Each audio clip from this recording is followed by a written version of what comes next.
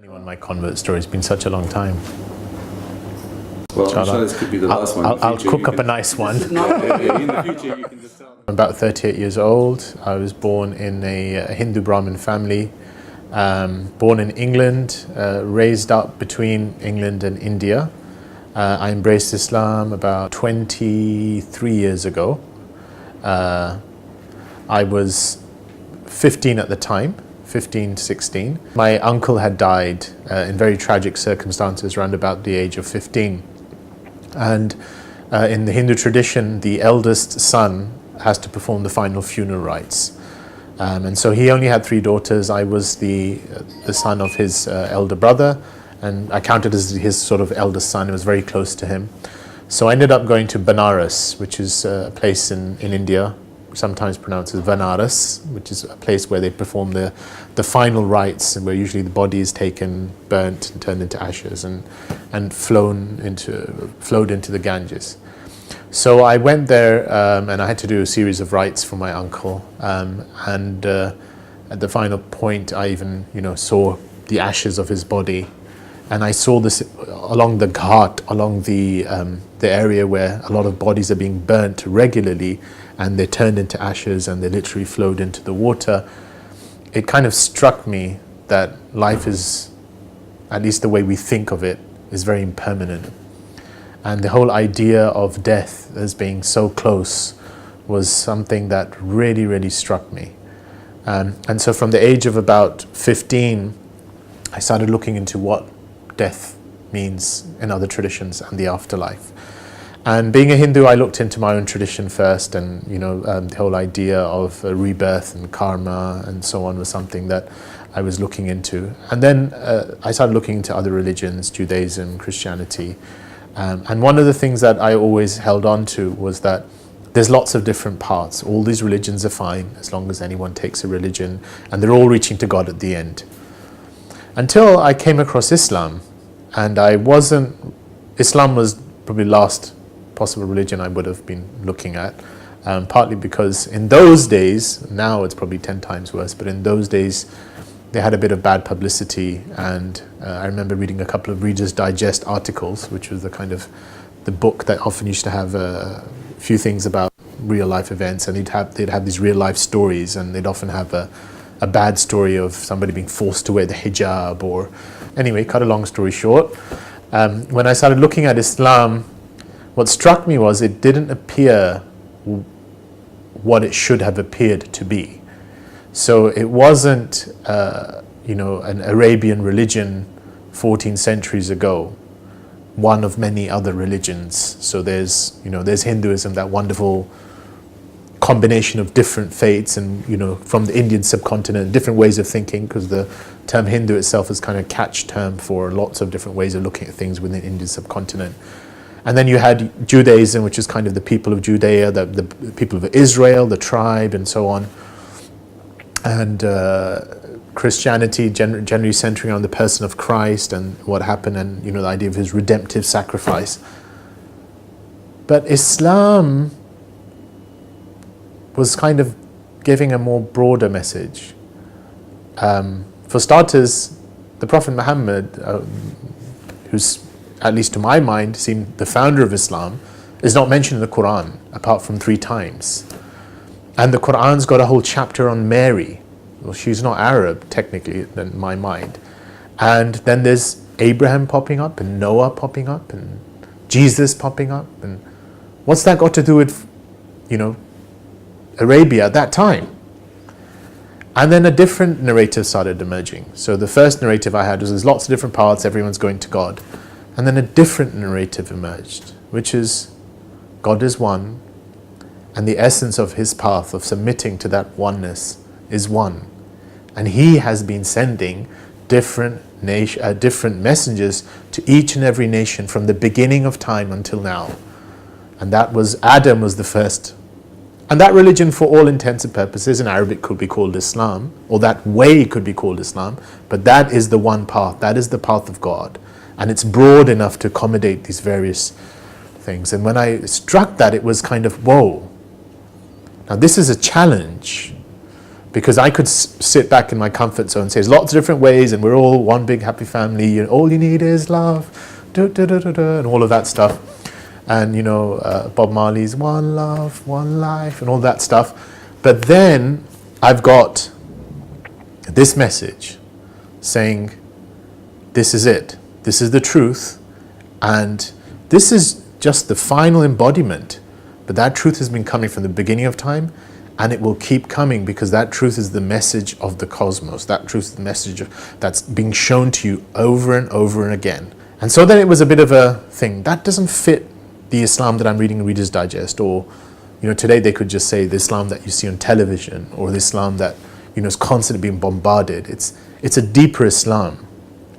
It's the Islam of the soul. It's the Islam that at some point it's like I think I know this. And so that process, initially it was a kind of a, how do I debate with this? And I had a couple of friends at school who started to get more into their practice of Islam.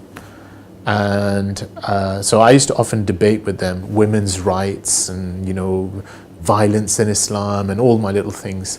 And I was quite good with words, so I found that I would win the arguments, but when I left them and I went home, I would lose the debate. Because at some point I knew that I was winning with points, but there's a deeper level of conviction that had started to rise in my heart about what's being said. And so the whole process just kept going, and I feel looking back now, God sort of created a conflation of events that were happening at that time. And I was being exposed to Islam in different, people close to me. So my school teacher, she actually embraced Islam. And it was just, my life changed after that. But, later on I heard that, there's that whomsoever Allah wills to guide, He gives them expansion. He expands his chest lil Islam, he expands his chest for God. And sometimes there's a term, I think it's called yuqallib, to literally turn a person. And that was my sensation. I literally felt I was turned and I was span, and it was like this sense of expansion. So, yeah. And then what was really interesting is the next day when I told people I wanted to become Muslim, and I said what I did, the way you become Muslim, it was just a coming home. It's like, oh, this is me. This is a part of me. This is what I've always known somehow, somewhere I should be doing. Well, during that 7-month period, I think the first part of it was sort of just opening up to, because it wasn't conscious. I don't think looking back I could say that I was, deliberately thinking about something. It was just subconsciously, or at that time I was realizing that I'm starting to believe. And then I think the biggest reason why there was a delay, which in hindsight I think was partly because I just didn't think it was possible. I didn't think someone born in a Hindu Brahmin family could actually become Muslim. It didn't seem possible to me. It was not something I could have entertained, because I didn't actually, I don't think I knew of any converts from Hinduism. So I couldn't imagine someone from Hinduism could become Muslim, and at least not in the background that I had. So it was a very relaxed, not very strong, Hindu type, but as is common to many, at least that kind of Hindu upper class Brahmin sort of environment, it's sort of like a very relaxed identity, shrouded on, like festivals and, just tight-knit family, very close, well off, not many problems. And then, why would you do that? Why would I convert? It was not something, it never came to me. And then even as the faith was emerging, it was sort of like, yeah, but it's kind of like growing as a seed. It sprouted. And when it was, I believe this. Now what does that entail? And when that thing happened, then it was always like, this is a bridge. And can I ever cross it? Can I ever actually take that step? I mean, what would my family say? What would anyone say? And then I think what finally pushed it over was that, God actually created an environment around me where I saw other people convert. And someone who I really looked up to, who had converted a year or two before, and his life had literally changed. I was walking with him, and he literally looked at me and he said, "You don't know how long you're going to live. You don't know how much time you've got." And he said, "Don't you want to live your life, or at least say what it is that you believe in to yourself?" There were a lot of challenges that came afterwards that, had I sat and thought about it, probably would have prolonged it a lot more than 7 months. But the fact that I took that step, from that point onwards, I found there is no way that God's support does not come. God's support in the most amazing ways. I think for a lot of converts, the real proof becomes their post-conversion stories, especially when there's so much family pressure against them. You think there's no way, just when you think it's all, I've got no way out, there's some, support coming, the most amazing ways. Post-conversion in the beginning, I mean, my family obviously had a hard time with it. I was 16-year-old. They could not understand why I would do something like that, and it took them a while to actually think there was a genuineness involved and there wasn't a lady somewhere or some kind of drug, fueled project behind my reason for becoming Muslim. But to cut a long story short, there were a lot of trials, there were tribulations, but I ended up going from England to India where my parents were residing. I was there for a couple of years. But I found within that a sweetness, and God always providing support just when it got difficult. And then through time, and I think this is something, if I had the chance to give advice to myself looking back, and also to someone in that situation, was to take things easy, to try and embody things through their character and the core of Islam, and not feel that they always need to get their point across. Because I did feel very strongly that I really wanted to convey what it was that I knew, without realizing that sometimes your actions and your state speaks louder than your words. And so there was that kind of initial tussle. But I think as my family got to know me better, and my immediate family, and time itself has a healing, is that now, I mean, it's my immediate family really, there's a real closeness. And when I go there, when I visit my parents, it's like, everything is a norm. It's a norm for me to pray there. It's my identities. My mother, refers to me sometimes by a Muslim name. I go on Friday prayers, and but there is an element of respect, and my dad is always really keen on, Islamic speakers, and so there is an element of that, and I think a lot of that is kind of just through trying to just also a reassurance of just a very human level. You are their son. You are the person that they've known, and to the degree that at your core you're still who you were. And you're just trying to be more genuine in that, and what Islam's calling us to. So that's there, yeah. But there are challenges. There are social challenges, and I think the biggest thing is that each of us will probably be challenged in some way to live up. That's part of life, but there is always support of God in those challenges. So. Islam, I wouldn't say changed me, but is continually calling me to change, and is changing me, because Islam is truth.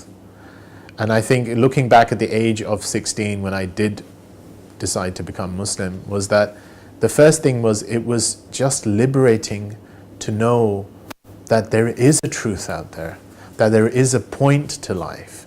It was so liberating, and I think most of the converts I've spoken to always say that those first few months are just exhilarating, because it's sort of like, oh, how come no one else knows about this? This is like a treasure. Right, but then, as time goes on, it's like the challenge to live up to our lives and that greatest truth. And this is the part of faith, right? Being called to, what is your greatest truth? What do you really ascribe to? But just having that guidance, just knowing that there is guidance, just knowing that there is a point, knowing was really, really, really peaceful. And I remember it was so overpowering, and it was so comforting that somewhat in my naivety as a 16-year-old, it was like, wow, it should be easy. I just tell everyone and they'll see it exactly the way I do, especially the family. And it wasn't the case, because, a lot of these things are not in our own hands.